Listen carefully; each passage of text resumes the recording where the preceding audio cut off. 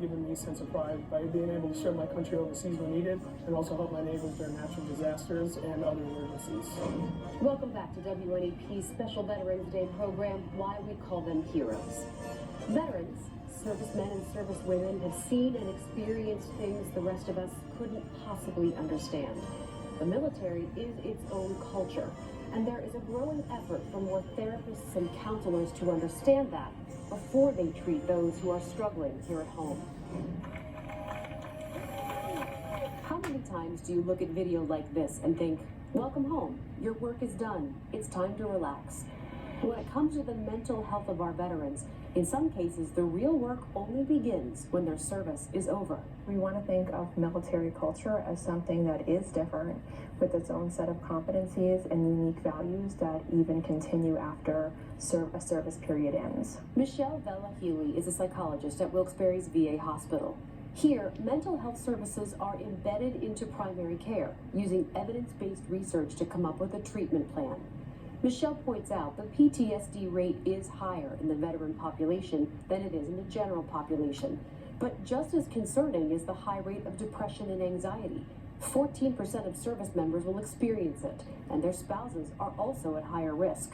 And then when we look at children, 1/3 of children with at least one deployed family member have either depression, anxiety, or other behavioral health disorders. So we have to look at the whole unit, and that's why it's so important not just to think about PTSD. Her team is there anytime they're needed. She says there is help outside the VA, but suggests this: making sure that the provider has a understanding of military culture.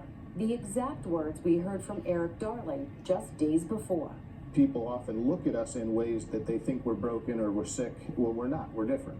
Eric joined the military at 17 and spent 30 years with the reserves in the National Guard, including one deployment to Iraq. He's retired now and the head of Valhalla Veterans Services, which is operating out of Steamtown Church in Scranton Southside.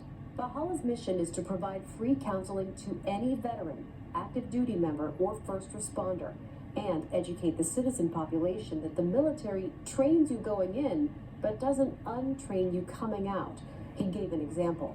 Within my culture, it is very disrespectful in the military to beat around the bush. So when we talk to each other, we talk very direct, and we talk very aggressively. When we talk to people out in the world, in the citizen world, in the same way, people become frightened. People out there think every one of us have PTSD, and that's just not true. Still, Eric knows veterans are at a high risk for suicide. He recalls losing 7 men in combat and 8 more in the years since they came home to suicide. His studies have pointed to what he calls the 5 ingredients of a deadly recipe for suicide. Part of what they had to do to make me into a warrior was to become comfortable with my own death, to make me feel that failure is never an option. They connected me to a team in a way that there really is no equivalent in the citizen world. They gave me a purposeful life, that everything I did was purposeful. And then they taught me to make decisions in a very spontaneous and fast way. Now, if you are a service member in crisis, or you are worried about a service member who might be in crisis, there is a toll-free hotline you can call 24 hours a day, 7 days a week, every day of the year. That number right now is at the bottom of your screen. There's also text messaging and live chat options as well, so help really is a phone call away. John? Certainly some important information, Julie. You know, here at the 109th Armory, we're showing a lot of the tools that people use on the battlefield, but people aren't the only ones who serve. Four-legged friends can be veterans too.